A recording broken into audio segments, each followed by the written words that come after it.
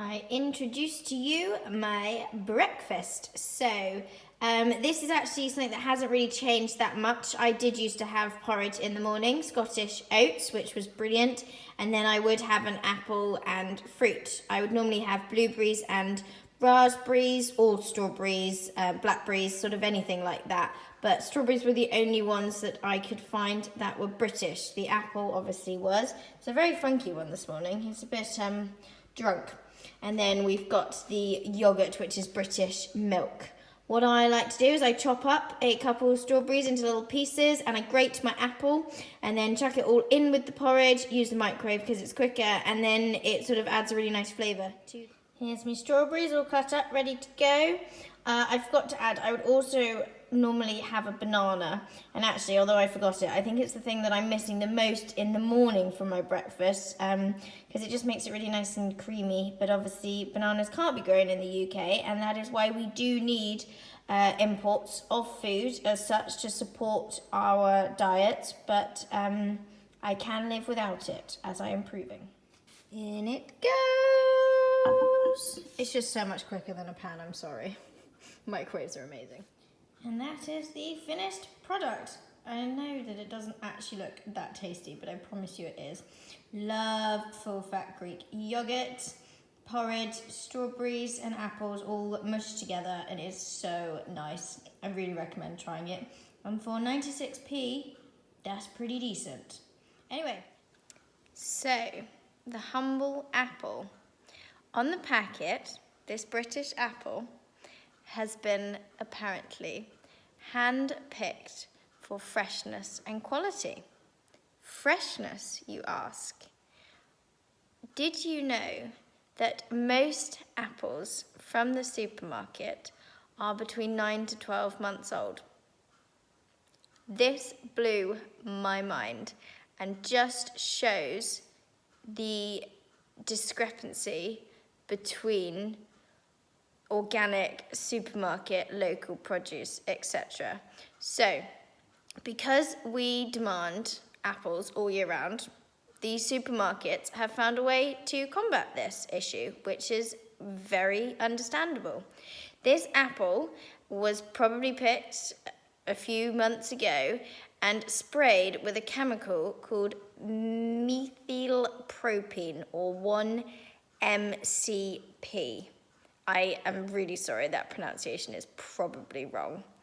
This preserves the apple in its fresh current state and enables it to be stored and refrigerated for up to between 9 to 12 months before it is then put on your shelf in its fresh form.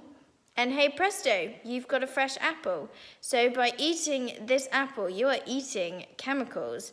And that is why British local produce, inevitably for health benefits, it's not been sprayed with chemicals, trumps this supermarket apple. And I totally understand that not everybody can go and buy that apple from the organic shop that's probably 10, 20p more expensive. But at the end of the day, you're not then consuming a whole load of chemicals. And I think things like that should definitely be highlighted to consumers in the supermarkets when they buy this supposedly fresh apple. And it's not also something that only happens to apples. Other fruits and veg are also treated so that they can be stored to then ensure that we have freshness when we want it. And maybe it is also our fault for demanding fresh produce all year round and for not eating fruit seasonably. I don't think the supermarket should have to take the whole blame for this. We've become a society that very much demands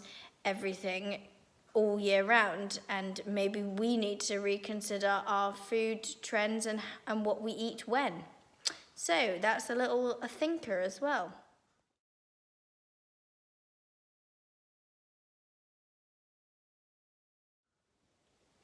Right then, breakfast analysis. As I said earlier, I would normally have fruit like blueberries and raspberries as well as honey.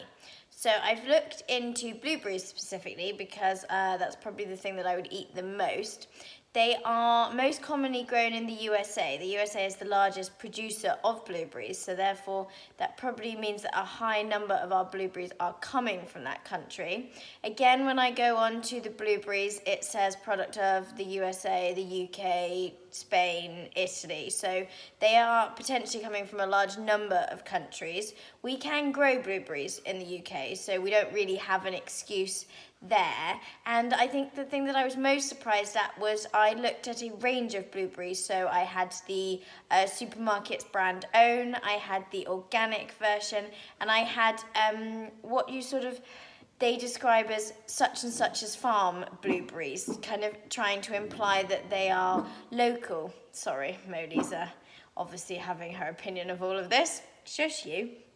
And not a single one of them was specifically just the UK, which, especially if you're trying to eat healthier and you're spending that little bit more money on the organic ones, or the ones that you are made to think are local because of the brand name such and such farm, they are no different than the supermarket's own brand, and I think that's quite misleading in terms of marketing.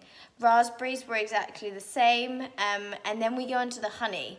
Well, honey is definitely produced in the UK, and I could not find a single pot of honey on the supermarket shelf that was produced in the UK. They all were made from EU and non-EU bees, apparently, which I was really, really surprised at. I just assumed that honey would be a straightforward one, which was a bit of a letdown.